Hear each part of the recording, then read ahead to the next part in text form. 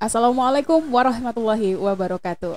Host magang di Info PKU kembali, tapi berhubung saya sudah memberikan sedikit kontribusi, jadi saya sudah menjadi hak tetap ya untuk menjadi host Info PKU. Dilirik sama ownernya. Apa kabar, Cik dan Puan? Dindin Sajida kembali untuk Anda, tentu saja dalam program dari yang terbaru dari Info PKU spesial untuk Anda. Ini sebenarnya tidak hanya satu dari kita saja. Jika Cik dan Puan merasa ada yang perlu kita bahas, silahkan ditulis di komentar YouTube Info PKU ini. Kemudian jangan lupa juga untuk subscribe ya. Beberapa kita akan bahas terkait dengan kenaikan tarif.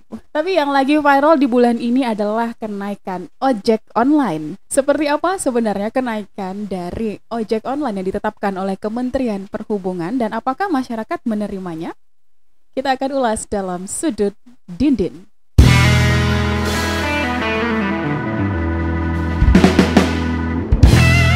Cik dan Puan, sebelumnya ini Kementerian Perhubungan mengeluarkan aturan baru mengenai penyesuaian tarif ojek online. Ini tertuang ya dalam sebuah keputusan Menhub ini nomor 564 tahun 2022 tentang pedoman perhitungan biaya jasa penggunaan sepeda motor yang digunakan untuk kepentingan masyarakat yang dilakukan dengan aplikasi. Dan aturan ini ditandatangani pada 4 Agustus lalu 2022 dan selanjutnya perusahaan aplikasi tentu akan segera melakukan penyesuaian tarif ini tentu saja pada aplikasinya ya, baik itu Anda pengguna Maxim, pengguna Grab, pengguna Gojek dan juga bahkan pengguna Shopee Food, ini sepertinya akan terdampak. Kenapa? Karena aturan ini tertuang hanya untuk sepeda motor saja. Jadi sebenarnya penyesuaian tarif seharusnya tentu dong mempertimbangkan kemampuan daya beli masyarakat. Apalagi di tengah kenaikan berbagai bahan pokok yang terjadi akibat ketidakpastian global. Kementerian Perhubungan mengeluarkan aturan baru besaran tarif ini itu tertuang dalam keputusan yang nomor 564, ini KP nomor 564 tahun 2022 tentang pedoman perhitungan biaya jasa penggunaan sepeda motor yang digunakan untuk kepentingan masyarakat. Adapun zonasi, jadi dalam aturan tersebut dibagi beberapa zonasi ya, meliputi adalah zonasi pertama. Jadi zona pertama itu ada Sumatera, Jawa, namun selain Jakarta, Bogor, Depok, Tangerang, Bekasi, dan juga Bali. Zona kedua itu meliputi Jakarta, Bogor, Depok, Tangerang, dan Bekasi. Ini sepertinya dibedakan ya antara Jawa itu, jadi Jakarta, Bogor, Depok, Tangerang, dan Bekasi itu tidak termasuk ke dalam zonanya Jawa.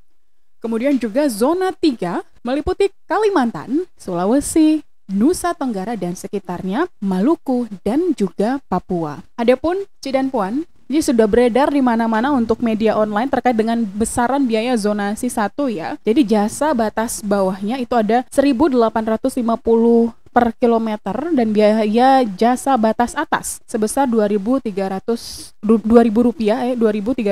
per kilometer dan biaya jasa ya, dan biaya jasa minimal dengan rentang biaya antara 9.250 sampai dengan 11.500. Ini biaya jasanya naik kemudian ya. Kemudian ya, di zona 2 itu biaya jasa batas bawahnya adalah 2.600 km, sementara biaya jasa batas atasnya ini ada 2.700 km, sementara biaya jasa minimal dengan rentang biaya antara Rp13.000 sampai dengan Rp13.500. Untuk zonasi 3, ini biaya batas atas atau maksudnya batas bawahnya ini Rp2.100 kilometer ya. Kemudian biaya jasa batas atasnya adalah sebesar 2.600 km. Biaya jasa minimal dengan rentang biaya jasa antara Rp10.500 sampai Rp13.000. Ini ini aturan dari jasa, maksud saya ini aturan dari biaya batas atas dan juga batas bawah. Ini seperti kalau di pesawat kan ada tiketnya ya, jadi harga tiket batas atas itu segini, harga tiket batas bawahnya berapa gitu. Ini tergantung dengan penyedia aplikasi online-nya. Akan menggunakan batas bawah yang ditetapkan oleh Kemenhub atau di tengah-tengah atau memang menaikkan. Seperti itu Cik dan Puan. Tapi ini sepertinya sempat ada problema, bahkan awalnya akan ditetapkan 14 Agustus lalu akan naik, Namun diundur menjadi 29 Agustus dengan alasan bahwasannya ada hal yang harus disosialisasikan di antara stakeholder terkait yang barangkali mungkin bisa Pemda, barangkali juga bisa pengusaha ojek online dan lain-lain sebagainya. Dan di tengah isu kenaikan ojek online pada bulan ini kembali berhembus isu kenaikan Pertalite. Setelah beberapa waktu lalu, Anda mungkin pengguna kendaraan roda 4 atau juga pemilik industri yang ada kenaikan biosolar, kemudian bahkan ada beberapa hal yang sedikit menyulitkan belakangan terkait dengan pengadaan solar bersubsidi juga. Kita tahu bahkan sampai membuat macet. Kali ini Pertalite kabarnya juga akan naik dari harga 7.650 per liter menjadi Rp10.000 per liter. Di tengah dari ojek online, Kemenhub, kemudian ini sepertinya pemerintah juga turut menaikkan dari harga Pertalite. Cik dan Puan ya, kita tapi ini hanya ini kita sifatnya wait and see. Kabarnya kan kalau harga minyak naik atau harga minyak dunia turun barangkali bisa disesuaikan selanjutnya. Kita tunggu saja dengan semacam keputusan yang memang benar-benar bahwasanya itu keputusan dan juga komitmen menurut saya di antara harga-harga kenaikan untuk bahan bakar minyak ya. Karena kita tidak sebagai yang awam, kita juga hanya ikut saja terkait dengan kebijakan Pertamina selaku BUMN yang mengurusi atau juga yang memang menjadi ujung tombak dari BBM di Indonesia ini juga menyebut bahwasanya untuk tarif kita hanya bisa menanti seperti apa kebijakan pemerintah terkait dengan kenaikan bahan bakar minyak tersebut. Di tengah banyaknya kenaikan barang, Cik dan Puan, di tengah kenaikan tarif, ada satu kalau misalnya Anda juga mengalami kenaikan kadar gula darah, mungkin bisa diganti gulanya menjadi madu. Ini ada madu Syabab. Jadi Anda bisa ganti gula Anda dengan madu. Minum kopi pakai madu, minum teh pakai madu, apapun yang biasanya menggunakan gula, ganti dengan madu. Ini madu Syabab ya. Asli madunya, jelas sanadnya.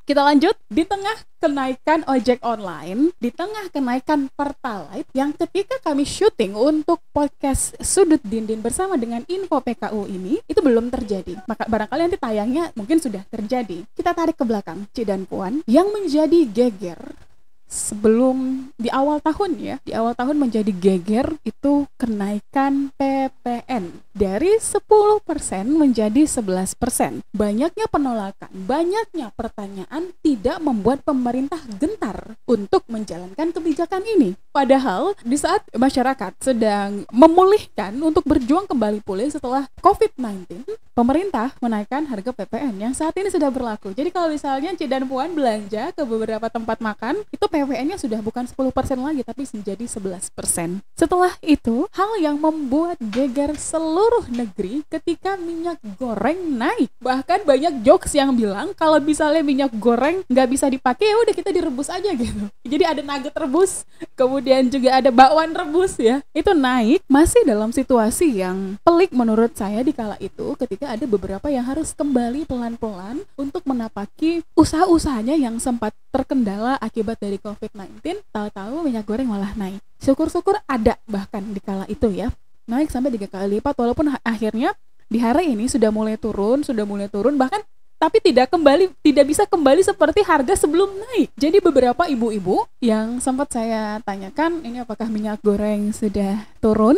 Beliau banyak sekali menjawabnya, kita bersyukur meskipun tidak bisa kembali ke harga sebelum kenaikan, tapi setidaknya bukan harga yang sangat mahal atau juga langka. Jadi Cik dan Puan, di tahun ini saja ada 3 kementerian yang membuat kita sedikit mempertanyakan gitu ya, atau juga membuat sedikit kita terkejut, atau bahkan sebagian dari masyarakat kayak lagunya Shawn Mendes, please give mercy on me gitu ya, mohon gitu mercy kepada masyarakatnya lah ketika membuat sebuah kebijakan dari Menkyu, dari Menhub, bahkan saat ini Mendak pun turut serta. Cik dan Puan, dalam Sudut Dinding, sepertinya 3 kementerian saat ini dan juga beberapa pemangku kebijakan lainnya perlu diingatkan ketika akan mengajukan atau menetapkan sebuah kebijakan. Keputusan yang diambil itu untuk diterapkan kepada masyarakat. Jadi, mohon mulai mengajak kami untuk bersepakat. Kalau wakil rakyatnya sulit menyampaikan pendapat, mohon dilihat situasi seperti apa yang sedang dijalani kebanyakan masyarakat di negeri ini. Semoga kita bisa menjadi lebih baik ke depannya. Didin Sajida pamit. Sampai jumpa. Assalamualaikum warahmatullahi wabarakatuh.